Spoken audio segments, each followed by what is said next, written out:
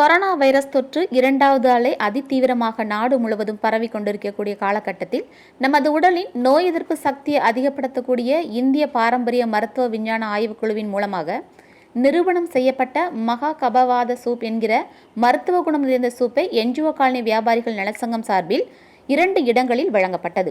முதலில் காலை 9 மணிக்கு என்ஜிஓ காலனி வியாபாரிகள் நலச்சங்கத்தின் தலைவர் சரத்மணி தலைமையில் செயலாளர் ரவி சண்முகம் முன்னிலையில் என்ஜிஓ பி காலனி அம்மா மருந்தகம் அருகில் கபவாத சூப் வழங்கும் நிகழ்ச்சி நடைபெற்றது. சிறப்பு விருந்தினர்களாக ஸ்ரீ பாலாஜி ப்ரமோட்டர்ஸ் மற்றும் பாலாஜி குழுமங்களின் நிறுவனர்கள் விஷ்ணு, கோபி ஆகியோர் கலந்து கொண்டு கபவாத சூப்பை வழங்கினர். தொடர்ந்து இரண்டாவதாக காலை 10 மணிக்கு என்ஜிஓ காலனி பிள்ளையார் கோவில் பஸ் ஸ்டாப் அருகில் தலைவர் சரத்மணி செயலாளர் ரவி சண்முகம் முன்னிலையில் கபவாத சூப் வழங்கும் நிகழ்ச்சி நடைபெற்றது. சிறப்பு விருந்தினராக மயன் ப்ரமோட்டர்ஸ் தலைவர் மயன் ரமேஷ் ராஜா கபவாத சூப்பை பொதுமக்களுக்கு வழங்கினார்.